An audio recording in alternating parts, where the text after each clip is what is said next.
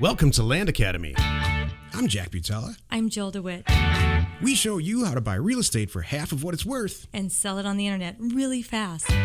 We are Jack and Jill, and this is the Jack and Jill Show too. With over 15,000 completed transactions, we're the experts at acquiring property. Of all kinds, not just land. For half price and flipping them for way more. All right, let's get this show started.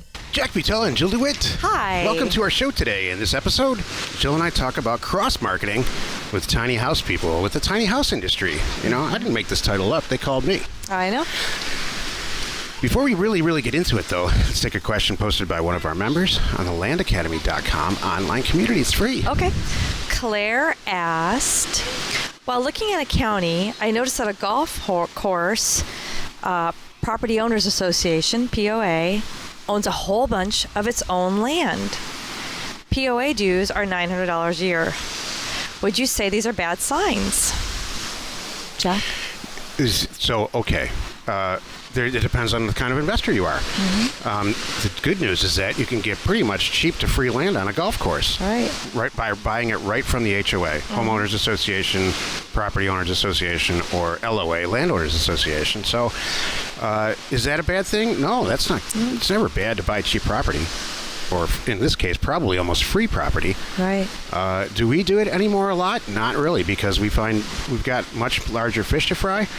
But Claire, God bless her, she's one of our original members, is just knocking it out of the park. And I think for her, that'd be perfect because she tends to really look into things and she's very detail-oriented. So to answer your question directly, Claire, no, I think it's a great thing. Yeah.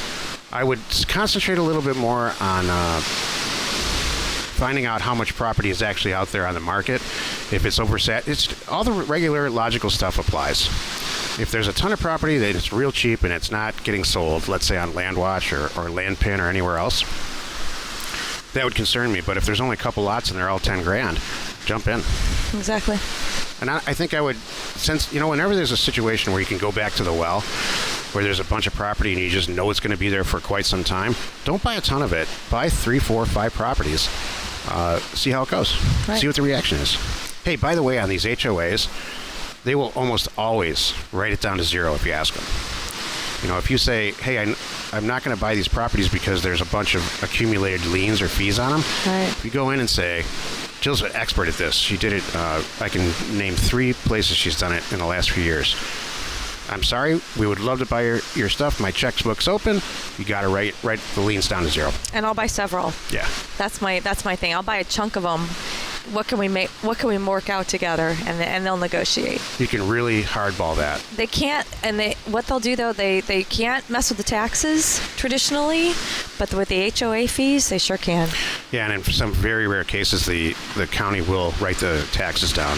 Very rare. They're concerned about it. I hate to. Yeah. So I wouldn't count on that one, but I would certainly go to bat on the HOA fees or the POA fees and all that. And here's why. The county can't do it because they have an obligation to fulfill state statutes on how they get property back onto a tax roll. And writing it down to zeros. Not one. Unless they've already done it through the board of states. I don't want to get into it. It's beyond the scope of this. But exactly. If you have a question or you want to be on the show, reach out to either one of us on landacademy.com, soon to be landinvestors.com. Today's topic, cross-marketing with the tiny house industry. This is how this came up. Okay, I'm ready. There's various websites out there about this tiny house movement, which I call, really the RV movement, but this generation likes these tiny houses instead of buy an RV on Craigslist. But is what it is. My whole point of this show is, and I'm sure Jill, because she's all sales and way more salesy than I am, there's lots of different ways to liquidate this property versus just slapping it up on Zillow and Trulia and LandPin and LandWatch. They contacted me and said, we're selling a lot of tiny houses, and all these houses that we're selling, they don't need know a place to put them. They don't know where to put them besides a Walmart parking lot. Right. Who wants to live in a Walmart? Or their grandmother's backyard, and they don't want to live next to their grandmother. Right. Exactly. So we are investigating or taking a look at cross-marketing with them, and even actually maybe like funding a show where they build one. And they build it on our land or walk through the process of... So I'd love to know what our listeners think about that, or if you have any experience with that. Right. or if you're a member. Well, we do have some members. Remember, we have an Airstream member who has an Airstream model. We're finding them, fixing them up, and making them like a VRBO or an Airbnb on the property. I know we have a member doing that, and I know someone who has like vacationed in the Bay Area and done that. There's a person up there, and it's just like gorgeous and really cool and fun. So there's two plays there. One could be an Airbnb type of scenario, have several of them in an area where people want to go stay and check out. Right. And then the other one could be your long-term personal use. Pop your own tiny house right there, and gosh, isn't that great? Nowadays you could just roll up and park it. Yeah. I mean, it's the greatest thing on the planet. It used to be, I remember starting out, and people didn't know how to get water. Well, you learned you didn't have to do a well. You could have a big tank and have water delivered and trucked in. But then there's the power issue. And then all these other issues, and all of that stuff over the last many years. Last 5 years. Yeah, has really gone away. And it's, and now, I mean, like, we joke about HGTV and their shows sometimes, but I mean, they have a show and it's a real deal. I mean, people are doing it.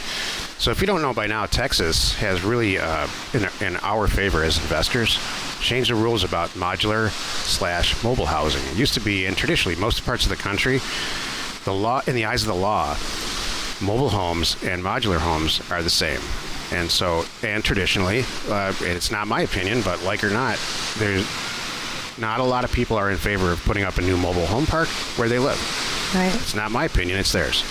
So because that's changed now, and Texas has kind of really loosened up the regs, and because of technology, we can put a solar system on top of a tiny house. Right. You can accumulate rainwater, or you can. There's a lot of ways you can create water. Right. My point is, there's a lot. It's very conceivable to have an off-the-grid type subdivision with 1 acre properties. You throw you could do a whole area like this, and throw a bunch of tiny houses on there, modular houses, and really live off the grid, truly. Well, there's two other things, too, I just thought about that have made this way more feasible for a lot of individuals. One is technology, having internet, everywhere. It's getting better and better and more consistent. Yeah. So that's not an issue.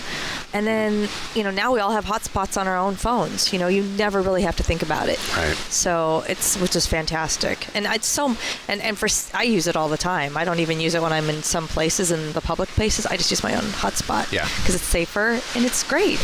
The other thing is the traditional, I hear more and more people, and the traditional going to the office, there's a lot of companies that don't have that, including major companies. We're talking like American Airlines has remote people that do reservations that do it from their home. Yep. Well, they could be doing it from their home in the middle of the woods in Colorado. Right.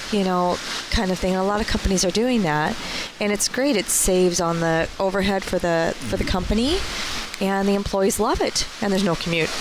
Yeah, the telecommuting thing is not going away. Right, and that's why these WeWorks and all those places are popping up too. Because, if you need an office now and then, you want to go in somewhere, you can. You need a conference room now and then, you can. Otherwise you don't. It's great. So the whole point to this show is, and it's not just about tiny houses. There are lots of places and lots of ways to market this land. Yes. Or to expose. Everybody loves cheap property. Think about that for a second. Right. All right? If you're into this from a career standpoint, or even a hobby standpoint, or you're just listening because for some reason you're listening to this show, I don't know why. Yeah, I was just going to say. There are who doesn't like buying property that's way less than its actual real value? Think about so that. That's nice. what we do. I don't have to. You don't have to try to shove it in a safe. It's not like It's awesome. There's many outlets. Jill and I are working on a tech product where you buy a piece of property. Let's say it's a house. You buy it like we buy it, under value, and you notify everybody within a 1 mile radius. Several different ways. You notify them by mail. You notify them by URL location on Google with AdWords. Mm-hmm. You notify them by Facebook or zip code. So if you can effectively buy a piece of property and notify people within, very efficiently notify people that it's for sale, and it is very underpriced, somebody's going to buy it real quick. Do you know how we're not notifying them? Smoke signals? By knocking on the door. Yeah. You don't want to do that anyway. No, we're not doing that. Only because it's not efficient. Exactly. And it's annoying as hell. I'm not driving around with business cards saying, hey, do you know what I have? No. Remember when we were kids, the encyclopedia people would come? Oh, my goodness, yes, I do. And you always did. Your parents always did. And they had the gold, remember the gold leaf edging on them? And it was college kids that were doing it Britannica. in summer. During the summer, so they could pay theoretically get their tuition paid. Right. And so that then you were guilted into it. Yeah, pretty much. It's kind of like Girl Scout cookies. Yeah. Yeah, it's Girl Scouts cookies. Exactly.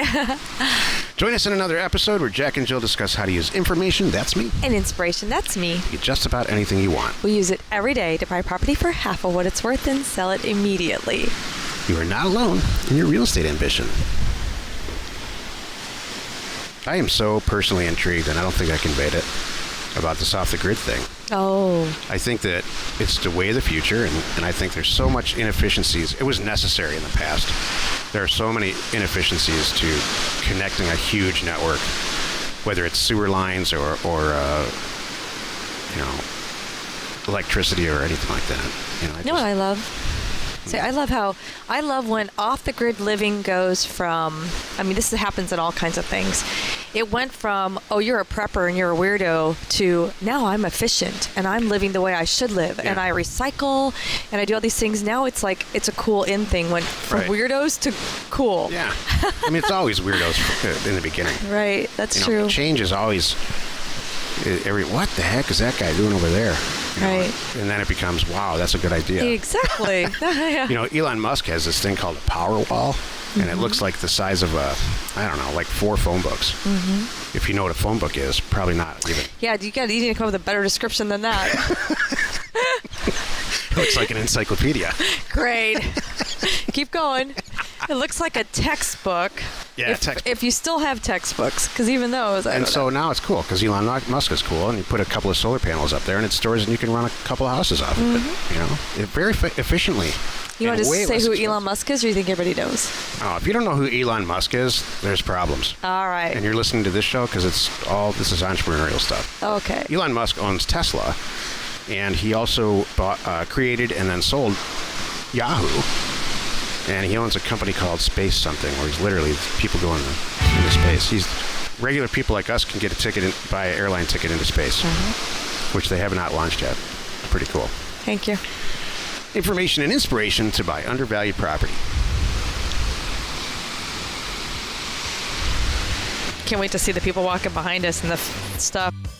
We are Jack and Jill, and this was the Cash Flow from Land Show. We are the experts at acquiring property Of all kinds, not just land. for half price, just so we can flip it for way more. And really fast. Thanks for listening. You are not alone in your real estate ambition.